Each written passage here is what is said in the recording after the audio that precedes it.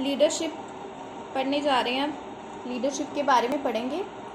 तो किसी भी ऑर्गेनाइजेशन में मैनेजर होता है, उसकी जो सक्सेस और फेलियर होता है वो डिपेंड करता है उसकी लीडरशिप क्वालिटीज़ पे।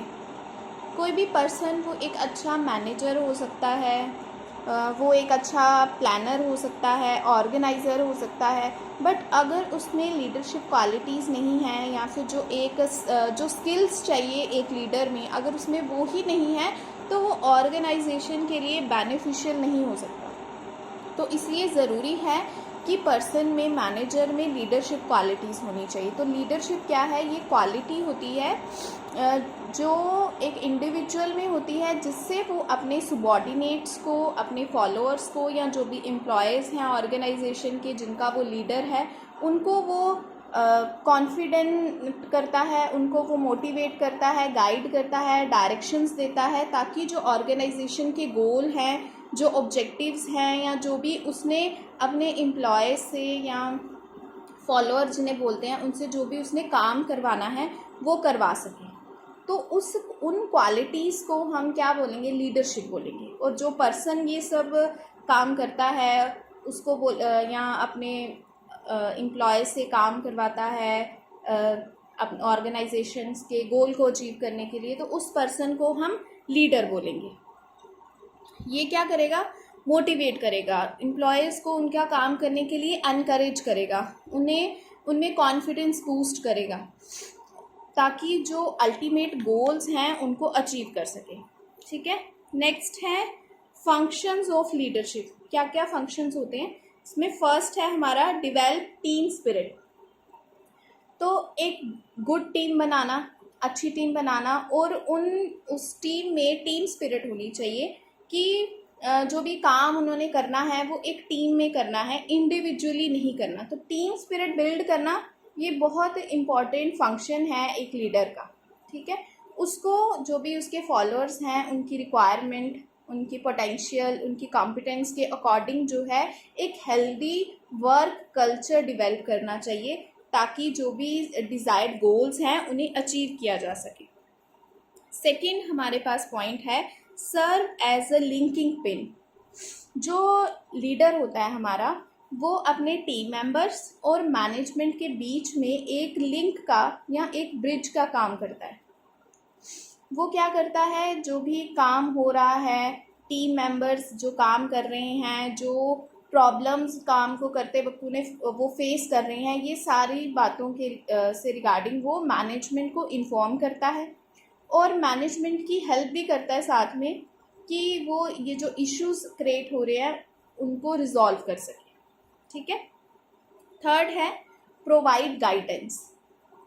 तो जो टीम मेंबर्स होते हैं वो लीडर की तरफ एक गाइड की तरह देखते हैं कि ये हमारा गाइड है, ये हमें गाइडेंस देगा, हमें एडवाइस देगा कि अगर हम काम से रिलेटेड, जॉब रिलेटेड किसी तरह की कोई प्रॉब्लम फेस कर रहे हैं, कोई इशू फेस कर रहे हैं, तो इसे हम कैसे सॉल्व करें। तो इसके लिए हमें एडवाइस और गाइडेंस किससे मिलती है? लीडर से।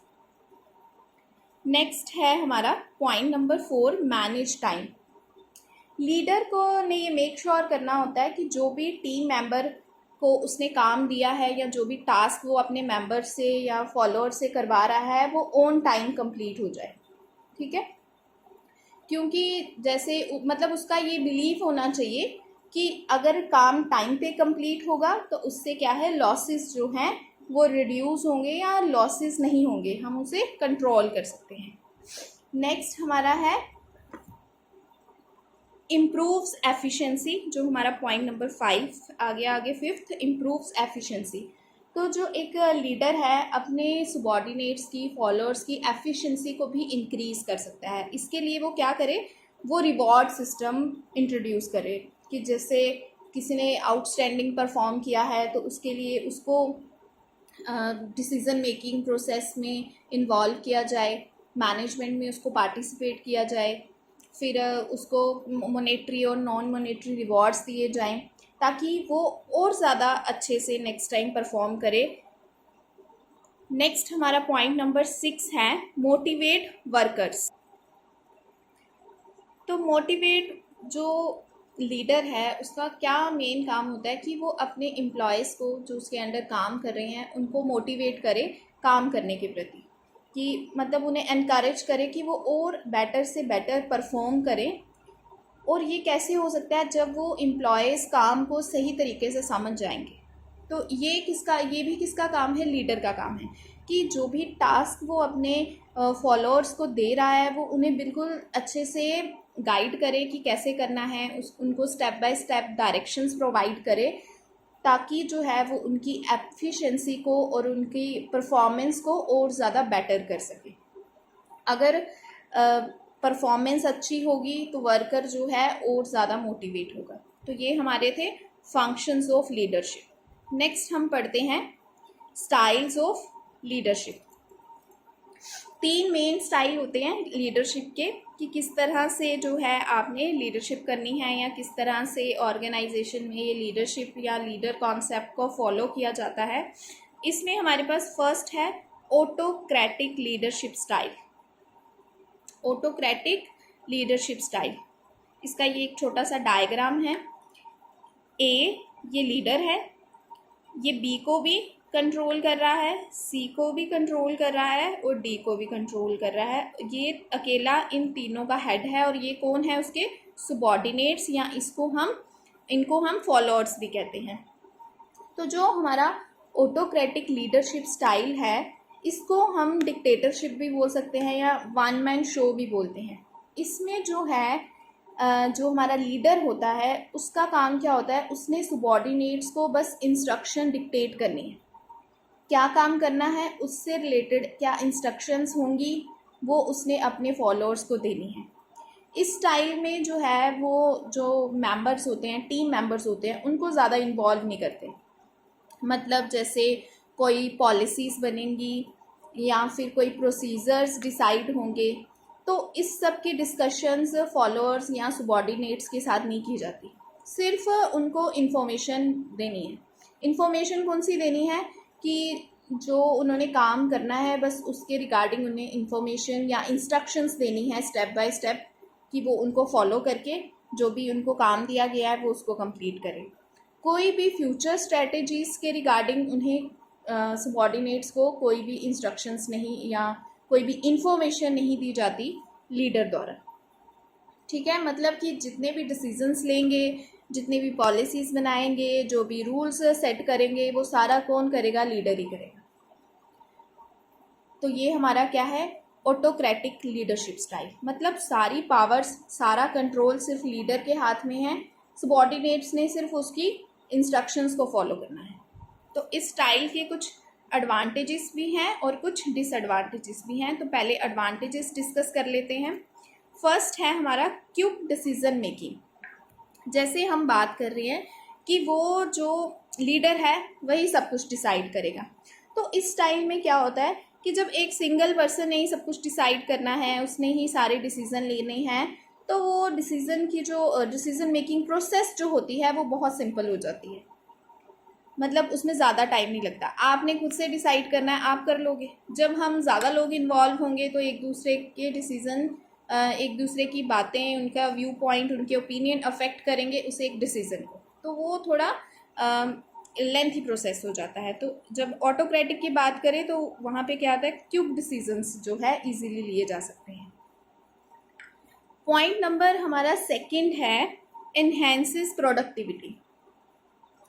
एम्प्लॉयज़ को जो लीडर है एनकरेज करता है, उनमें एनर्जी डालता है कि वो जो काम है वो करें। और जब वो बहुत ज़्यादा एक्साइटेड होके पूरे जोश में एनर्जी से वो काम करते हैं तो जाहिर सी बात है प्रोडक्टिविटी भी इंक्रीज़ होगी। ठीक है, नेक्स्ट है रिड्यूसेस स्ट्रेस। सारी रिस्पॉन्सिबिलिटी काम की किसके पास होती है, लीडर के पास होती है। तो अगर लीडर अलग है, मैनेजर अलग है, तो मैनेजर का जो स्ट्रेस लेवल है वो कम हो जाता है, वो थोड़ा रिलैक्स्ड हो जाता है क्योंकि उसने इतना काम नहीं करना होता।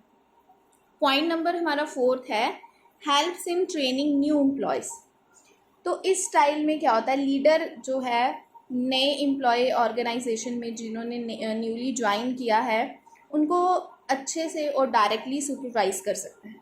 ठीक है, उनको और ज़्यादा कंफर्टेबल कर सकता है कि जो भी वो नया सीख रहे हैं या जो भी उन्हें न्यू रिस्पॉन्सिबिलिटीज़ मिल रही हैं तो उनके प्रति वो और ज़्यादा कंफर्टेबल हो जाएं। क्योंकि इस समय क्या होता है, एक लीडर है, उसने बी को भी चेक करना है, उसने सी को भी चेक करना है, उसने डी को भी चेक करना है, तो वो एक स्ट्रिक्ट सुपरविज़न करता है सबको बिल्कुल ध्यान से, मतलब एक क्लॉज रिलेशनशिप में रहता है सारे सबॉर्डिनेट्स के साथ।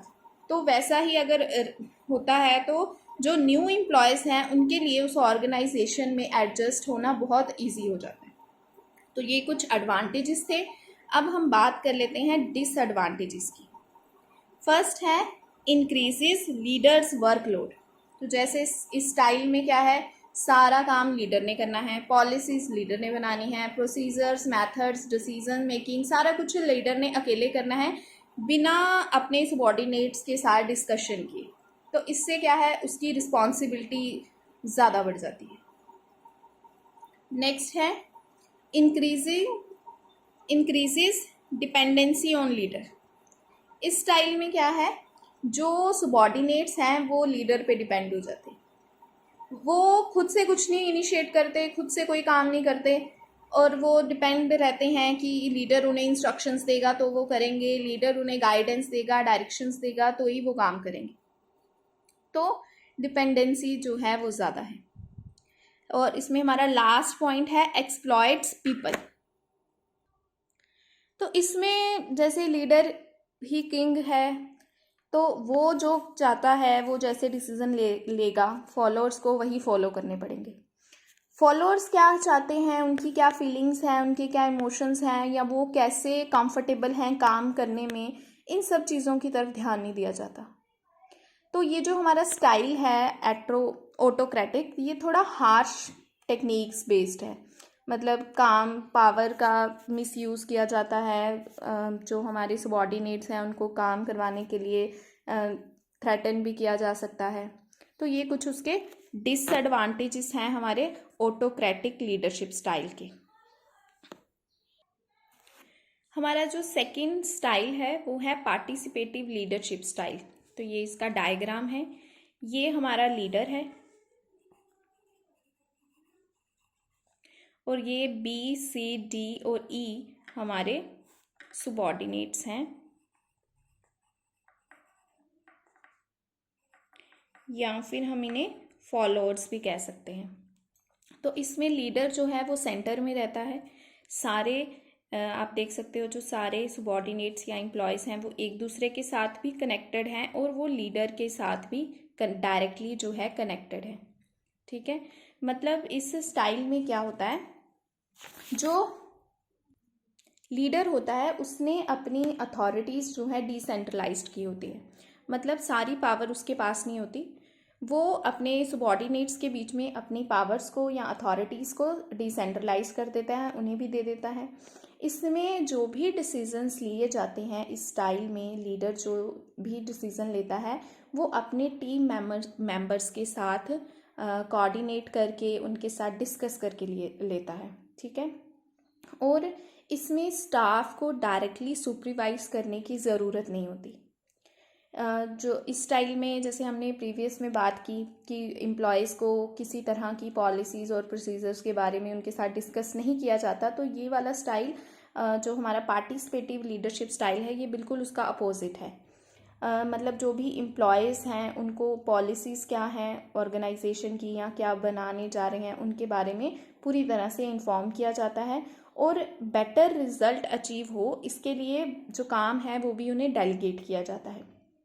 लीडर जो है पूरी तरह से खुद को एक लीडर ना समझकर अपने आप को उस ग्रुप का मेंबर समझता है, अपना मतलब खुद को भी वो एक टीम मेंबर समझता है कि जो काम कर रहे हैं उस टीम में तो वो भी उनमें से एक है, और सब मिलकर कलेक्टिवली एक पर्टिकुलर टास्क या जो भी गोल्स उन्होंने अचीव करने हैं उनको अचीव करने के लिए काम करेंगे। ये जो हमारा पार्टिसिपेटिव लीडरशिप स्टाइल है इसको डेमोक्रेटिक लीडरशिप स्टाइल भी बोलते हैं, और ये जो स्टाइल है इसका पॉजिटिव आउटकम आते हैं। इस स्टाइल को या इस तरह का जो लीडरशिप स्टाइल ऑर्गेनाइजेशन अडॉप्ट करती है अगर, तो उनको पॉजिटिव आउटकम मिलेंगे in term of productivity, flexibility, individual development, freedom of speech, इस तरह से उनको जैसे एम्प्लॉयज़ को बोलने दिया जाएगा तो उन्हें उनकी प्रोडक्टिविटी इंक्रीज़ होगी, उनकी डेवलपमेंट होगी।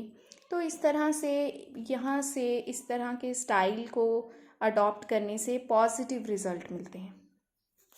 आगे हम बात करते हैं एडवांटेजेस और डिसएडवांटेजेस की। इस स्टाइल के भी कुछ एडवांटेजेस हैं और डिसएडवांटेजेस हैं। तो पहले एडवांटेजेस की बात कर लें, जिसमें हमारे पास फर्स्ट है efficient utilization of team members knowledge.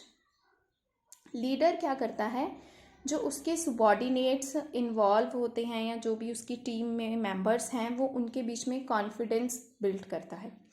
वो उनको डिसीज़न मेकिंग में इन्वॉल्व करता है और उन्हें अपॉर्चुनिटी देता है कि वो अपना टैलेंट और अपनी नॉलेज को सबके साथ शेयर करें। ठीक है। सेकंड है decrease turnover rate. Turnover rate होता है कि जैसे एम्प्लॉयज़ हैं ऑर्गेनाइजेशन में, वो मान लीजिए 2 महीने काम कर रहे हैं, फिर छोड़ के जा रहे हैं, फिर कोई आ रहा है वो 6 महीने काम करता है, फिर छोड़ के चल जाता है। मतलब कि एम्प्लॉयज़ का आना जाना चला हुआ है, कोई वहाँ पे टिक के कंटिन्यूटी में काम नहीं कर रहा है, उसको बोलते हैं टर्नओवर। तो इस तरह का अगर लीडरशिप स्टाइल है, सारे जो भी फॉलोअर्स हैं या टीम मेंबर्स हैं, सबॉर्डिनेट्स हैं, एम्प्लॉयज़ हैं, उन सबको इन्वॉल्व किया जा रहा है सारी प्रोसेस में, उनमें कॉन्फिडेंस बूस्ट किया जा रहा है, उनको मोटिवेट किया जा रहा है, उनको सेंस ऑफ बिलोंगिंगनेस दी जा रही है कि अगर कोई काम हो रहा है या अगर कोई टास्क अचीव होता है तो जिस एम्प्लॉय की वजह से अचीव हो रहा है उसको उसका क्रेडिट दिया जा रहा है। तो इन सब के करने से क्या होता है कि टर्नओवर रेट डिक्रीज हो जाता है। एम्प्लॉय जो है वो ऑर्गेनाइजेशन में सेटिस्फाई है, अपने काम से सेटिस्फाई है, जितना उसका वर्कलोड है उससे सेटिस्फाई है, अपने लीडर से सेटिस्फाई है, लीडर उसको बहुत अच्छे से गाइड कर रहा है, डायरेक्शंस दे रहा है। तो अगर वो पूरी तरह से सेटिस्फाई है तो फिर वो ऑर्गेनाइजेशन छोड़ के जाएगा ही नहीं। तो अगर जाएगा ही नहीं तो क्या हो जाएगा, टर्नओवर रेट जो है वो डिक्रीज हो जाएगा। पॉइंट नंबर 3 है हमारा इम्प्रूव्ड वर्क एफिशिएंसी। इससे क्या होता है, इस लीडरशिप स्टाइल को जब हम अडॉप्ट करते हैं तो इसमें क्या होता है, लीडर जो है वो अपने एम्प्लॉयज़ में ट्रस्ट और फेथ शो करता है।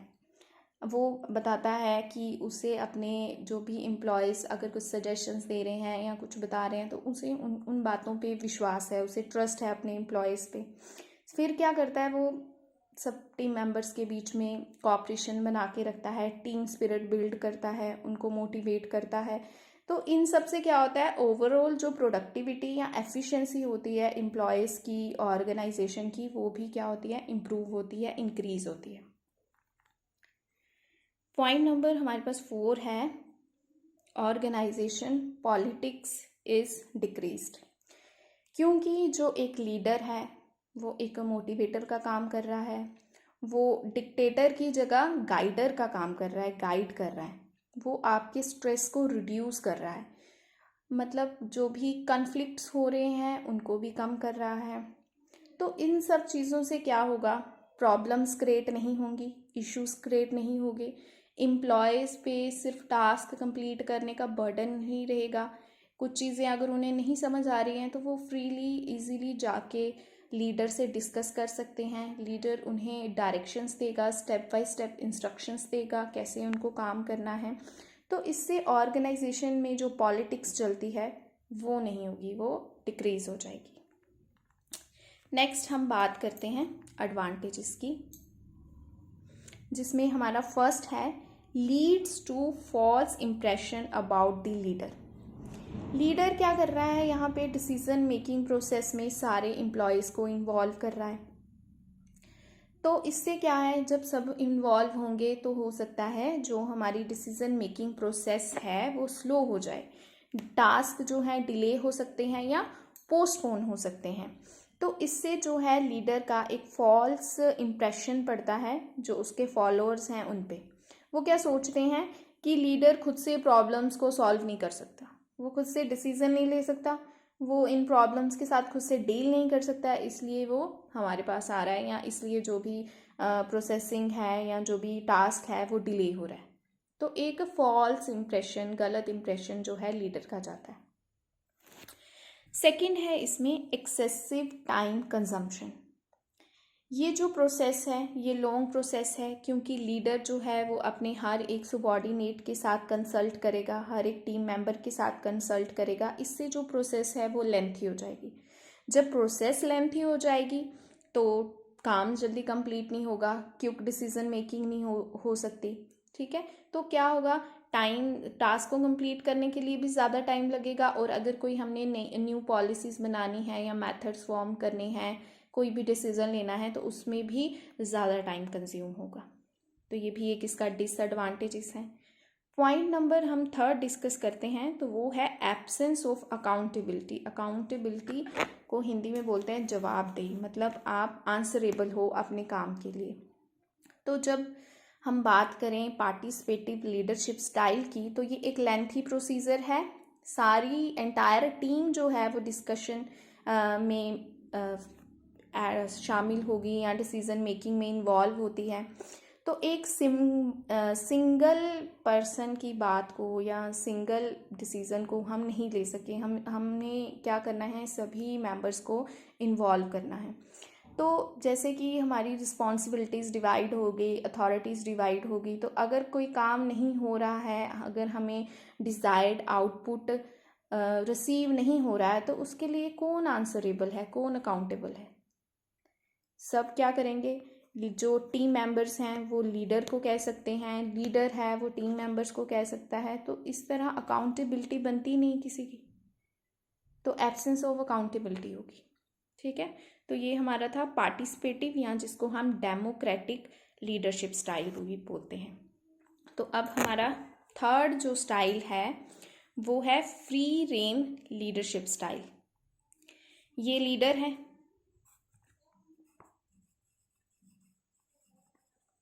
और ये बी, सी, डी और ई क्या हैं, सुबॉर्डिनेट्स।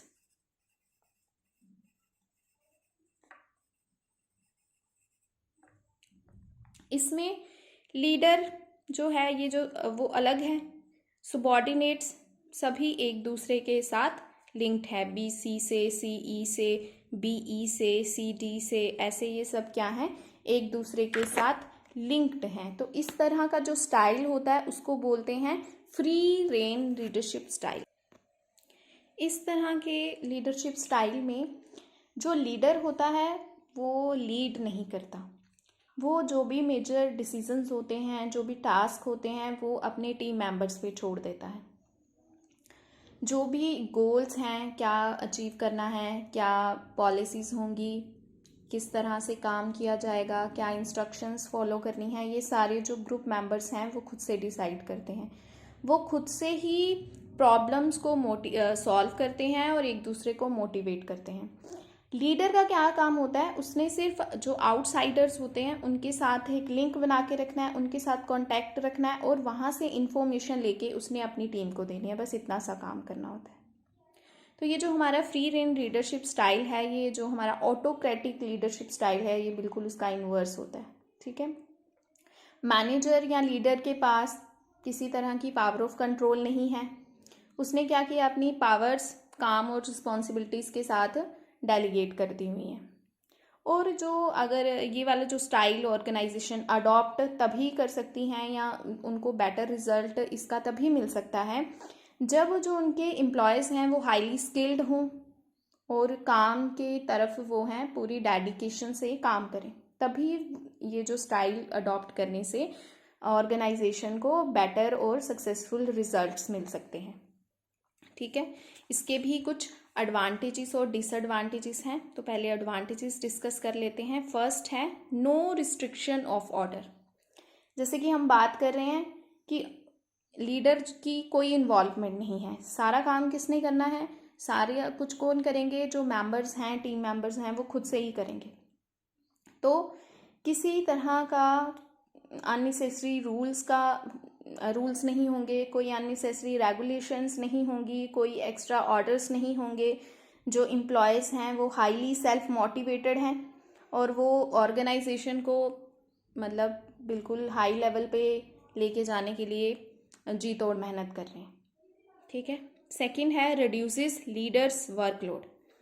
लीडर ने सारा ये रिस्पॉन्सिबिलिटी, सारा काम जो है सबॉर्डिनेट्स में डिवाइड कर दिया है, तो इससे क्या हुआ, लीडर का जो काम है वो कम हो गया, उसका जो स्ट्रेस है, उसका जो वर्कलोड है वो कम हो गया।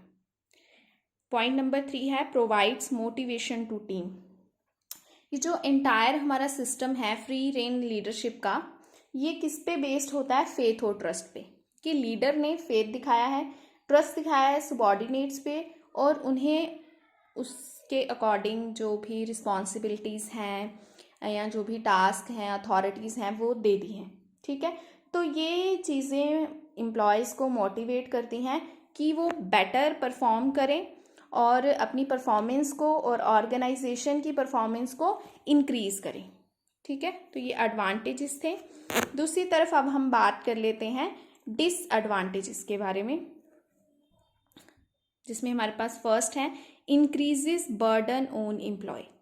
जैसे कि हम बात कर रहे हैं कि लीडर इसमें कुछ नहीं करता है, लीडर की कोई ज़्यादा इन्वॉल्वमेंट नहीं है, तो इससे क्या होता है, जो एम्प्लॉयज़ हैं या जो टीम मेंबर्स हैं, ग्रुप मेंबर्स हैं, उनका बर्डन इंक्रीज हो जाता है।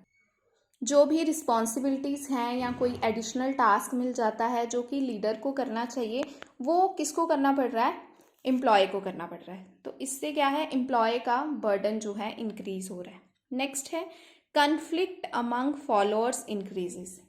जैसे कि लैक ऑफ लीडरशिप है, लैक ऑफ लीडर है, लीडर की कोई इन्वॉल्वमेंट नहीं है, एम्प्लॉयज़ जो हैं वो फ्री हैं, उनको फ्रीडम मिली हुई है, इससे क्या होगा, उनके बीच में कन्फ्लिक्ट्स हो सकते हैं, डिस्प्यूट्स हो सकते हैं, मनमुटाव या लड़ाई झगड़ा जिसको हम कहते हैं वो हो सकते हैं, उनके बीच कोऑर्डिनेशन नहीं होगा, सबकी अपनी सोच है, सबके अपने डिसीजंस होंगे, सब अपना ओपिनियन देंगे, तो कौन सा बेस्ट चूज़ करना है इसके लिए उनके बीच में डिस्प्यूट हो सकता है। तो ये एक डिसएडवांटेजेस है इस स्टाइल का। नंबर 3 है हमारे पास direction of organisation is lost. Leader नहीं है एम्प्लॉयज़ को गवर्न करने के लिए, किस तरह से एक्टिविटीज़ करनी है, किस तरह से काम करना है, तो लीडर की एब्सेंस में एम्प्लॉयज़ जो हैं वो डीमोटिवेट फील कर सकते हैं, अनगाइडेड फील कर सकते हैं, जिससे क्या होगा, उनकी भी ग्रोथ नहीं होगी, उनकी एफिशिएंसी इंक्रीज़ होने की बजाय डिक्रीज़ हो सकती है, और अगर एम्प्लॉयज़ की एफिशिएंसी डिक्रीज़ होगी तो ऑर्गेनाइजेशन की भी एफिशिएंसी और ग्रोथ डिक्रीज़ हो सकती है। तो इसका जो है एक नेगेटिव इम्पैक्ट हो सकता है ऑर्गेनाइजेशन पे। तो ये हमारे थे स्टाइल्स ऑफ लीडरशिप या लीडरशिप स्टाइल्स, जिसको बोल सकते हैं। 3 हमने पढ़े हैं, ऑटोक्रेटिक, पार्टिसिपेटिव और फ्री रेन लीडरशिप स्टाइल।